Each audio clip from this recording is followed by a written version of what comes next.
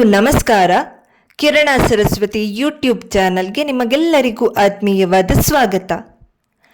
ಲಕ್ಷ್ಮೀ, ಸರಸ್ವತಿ ಮತ್ತು ಗಂಗೆ ವಿಷ್ಣುವಿನ ಶಾಶ್ವತ ಸಹಚಾರಿಣಿಯರು.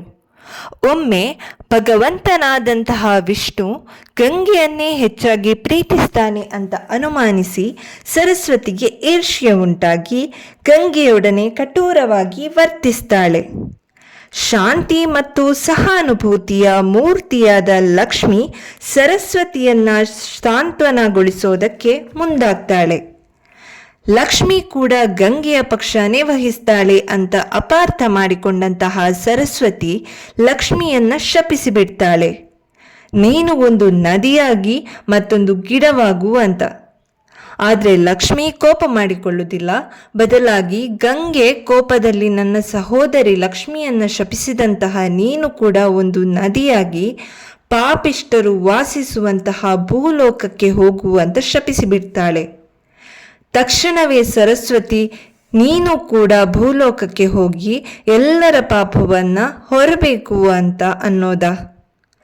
ಕ್ಷುಲ್ಲಕ ಜಗಳ ಹೀಗೆ ಶಾಪಗಳಲ್ಲಿ ಅಂತ್ಯಗೊಂಡದ್ದನ್ನು ಕಂಡು ಮಹಾವಿಷ್ಣು ತನ್ನ 3 ಸಹಚಾರಿಣಿಯರಿಗೆ ಸಾಂತ್ವನವನ್ನು ಹೇಳ್ತಾ, ಲಕ್ಷ್ಮಿ ನೀನು ಧರ್ಮಧ್ವಜ ಅನ್ನೋ ರಾಜನ ಮನೆಯಲ್ಲಿ ಪ್ರತ್ಯಕ್ಷವಾಗಿ ಭೂಲೋಕವನ್ನು ಪಾವನಗೊಳಿಸಿದ ನಂತರ ತುಳಸಿ ಅನ್ನುವ ಪರಿಶುದ್ಧ ಗಿಡವಾಗಿ ಹುಟ್ಟಿ ಪ್ರಶಸ್ತಿಯನ್ನ ಪಡಿತೀಯ.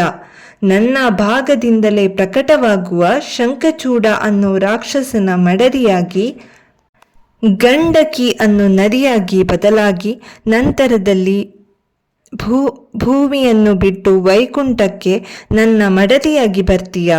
ಎರಡನೆಯದಾಗಿ ಗಂಗೆ ಭಗೀರಥನ ಪ್ರಾರ್ಥನೆಯನ್ನು ಮನ್ನಿಸಿ ಭೂಮಿಗೆ ಇಳಿತಾಳೆ ಮತ್ತು ಭಾಗೀರಥಿ ಅನ್ನೋ ಹೆಸರನ್ನು ಪಡೆದು ಶಿವನ ಸಹಚಾರಿಣಿ ಆಗ್ತಾಳೆ. ಇನ್ನು ಸರಸ್ವತಿ ಭರತ ವರ್ಷದಲ್ಲಿ ಪ್ರಕಟಗೊಂಡು ನಂತರದಲ್ಲಿ ಬ್ರಹ್ಮದೇವನಲ್ಲಿಗೆ ಅವನ ಅರ್ಧಾಂಗಿಯಾಗಿ ಹೋಗ್ತಾಳೆ ಅಂತ. ಈ ವಿಡಿಯೋ ನಿಮಗೆಲ್ಲರಿಗೂ ಇಷ್ಟವಾಯಿತು ಅಂತ ಭಾವಿಸ್ತೇನೆ. ವಿಡಿಯೋ ಇಷ್ಟವಾಗಿದ್ದರೆ ವಿಡಿಯೋಗೊಂದು ಲೈಕ್ ನೀಡಿ, ಕಮೆಂಟ್ ಮಾಡಿ, ವಿಡಿಯೋವನ್ನು ಶೇರ್ ಮಾಡಿ. ನೀವಿನ್ನೂ ನಮ್ಮ ಚಾನಲನ್ನು ಸಬ್ಸ್ಕ್ರೈಬ್ ಮಾಡಿಲ್ಲದೆ ಈ ವಿಡಿಯೋ ನೋಡುತ್ತಿದ್ದರೆ ದಯವಿಟ್ಟು ಚಾನಲನ್ನು ಸಬ್ಸ್ಕ್ರೈಬ್ ಮಾಡಿ ಬೆಂಬಲ ನೀಡಿ. ಇನ್ನೊಂದು ವಿಡಿಯೋದಲ್ಲಿ ಮತ್ತೆ ಸಿಗೋಣ. ಶುಭ ದಿನ.